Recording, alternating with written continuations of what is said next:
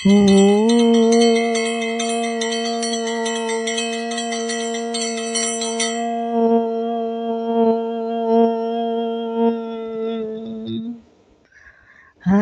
ஸ்ரீ கணபதயே நமஹ.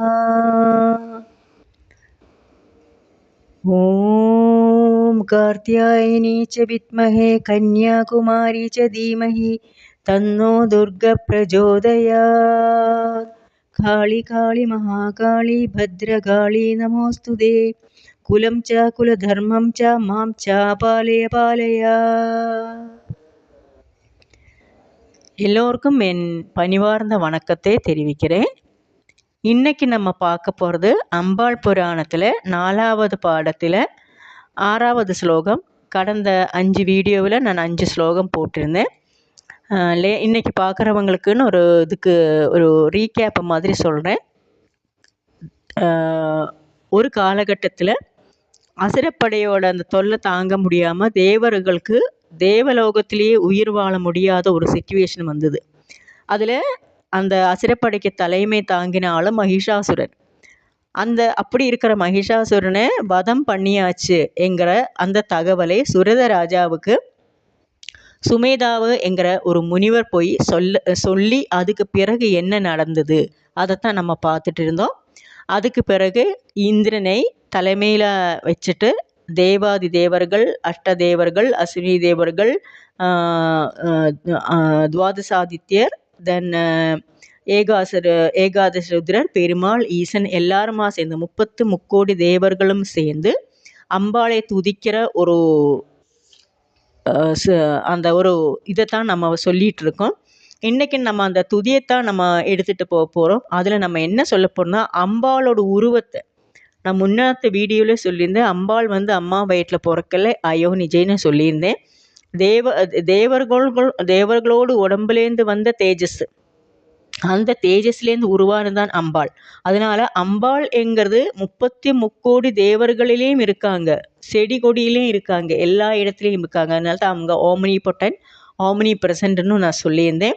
இன்றைக்கி நம்ம பார்க்க போகிறது அம்பாளோட உருவத்தை நம்ம எப்படி நம்ம அதை விளக்கமாக சொல்கிறது, அம்பாளோட அந்த வீரத்தை, அவங்க போர் நடத்தின அந்த மெத்தடை நம்ம எப்படி சொல்கிறது, அதைத்தான் இன்றைக்கி நம்ம பார்க்க போகிறது. இது 6வது ஸ்லோகம்.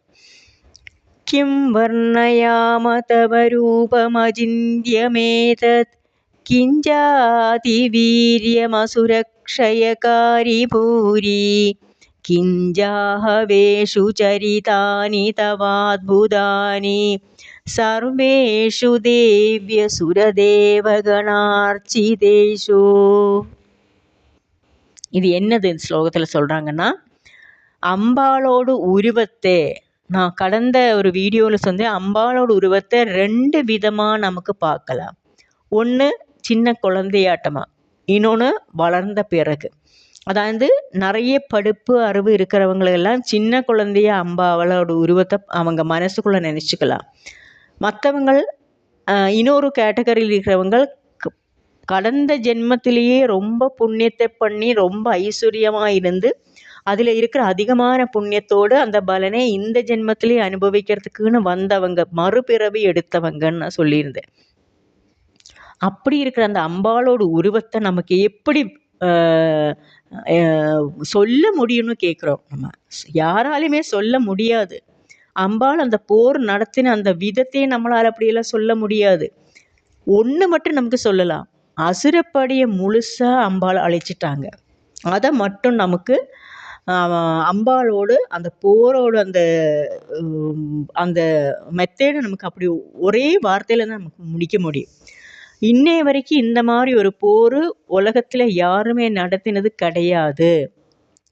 அம்பாளோட அந்த போரோட அந்த போராட்டத்தை பார்த்து தேவர்கள் மட்டுமல்ல அசுரர்களே அம்பாளுக்கு புஷ்பார்ச்சனை பண்ணிட்டாங்க. அதைத்தான் சொல்கிறாங்க. அப்படி இருக்கிற அம்பாளை நமக்கு வர்ணனம் விளக்கம் கொடுக்க முடியாத ஒரு ஆள். அம்பாளோட எதை நம்ம விளக்குறது? உருவத்தை விளக்குறதா, போராட்ட வீரத்தை விளக்குறதா, அம்பாளோட சக்தியை விளக்குறதா, என்னத்தை நம்ம விளக்கம் கொடுக்க முடியும்? அம்பாளை நமக்கு ஒரு விதத்திலையும் அம்பாளை நமக்கு ஒரு வார்த்தை கூட பேச முடியாது. நான் பேசுறது நம்மளோட பேச்சிலேருந்து எங்கே எல்லாமோ வேறு வேறு லெவலில் நிற்கிறது தான் அம்பாள். ஆதிபராசக்தியாகவும் மகாலட்சுமியாகவும் மகாகாளியாகவும் சண்டிகையாகவும் எல்லாமே இதுலேயும் ஒவ்வொன்றாவும் பிரபஞ்சத்தில் ஒவ்வொரு அணுவிலும் இருக்கிற அம்பாளை நம்ம துதிக்கிறதுக்கு இன்னும் நம்ம வார்த்தைகளை தேடி போக வேண்டி இருக்குன்னு பூலோகத்திலே ஆனாலும் சரி, கைலாயத்திலே ஆனாலும் சரி, வைகுண்டத்திலே ஆனாலும் சரி, ஈசனானாலும் சரி, பெருமாள் ஆனாலும் சரி, பிரம்மன் ஆனாலும் சரி, அம்பாளை துதிக்கிறதுக்கு வார்த்தைகளே இல்லை.